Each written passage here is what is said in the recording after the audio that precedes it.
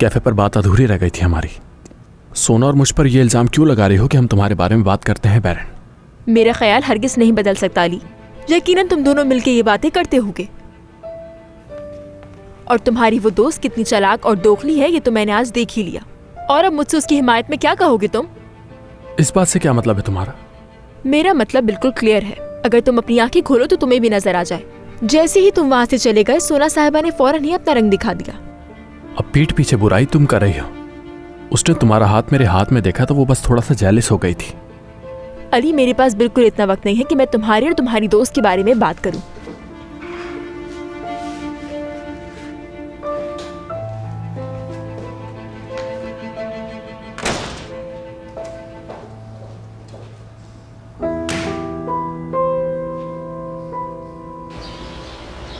वो आदमी बार बार मेरे रास्ते में आ जाता है। उसे देखकर मैं डर जाती हूँ, मेरी सांसें रुक जाती हैं।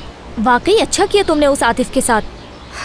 अब वो तुम्हारे पीछे आने की कोशिश करेगा। ऐसा मत कहो नसरीन, उसका कुछ और मसला है। मेरे ख्याल से वो वहाँ इसलिए आता है कि तुम्हें ढूंढ सके। दुआ है जिम के साथ कुछ ना करे। करना चाहिए उसके साथ तुम, और देखना तुम आतिफ उसके साथ जरूर बुरा करेगा। ऐसे बदुआ मत दो नसरीन, आखिर वो तुम्हारा भाई है। उफ, तुम हमेशा उसकी हिमायत क्यों करती रहती हो? थोड़े होश के नाखून लो लड़की। जिम एक बेवकूफ इंसान है, उसे ये मालूम भी नहीं होगा कि तुम उसे पसंद करती हो। इसमें मैं क्या कर सकती हूँ? वो बहुत बदल गया है इसलिए मुझे अच्छा लगता है।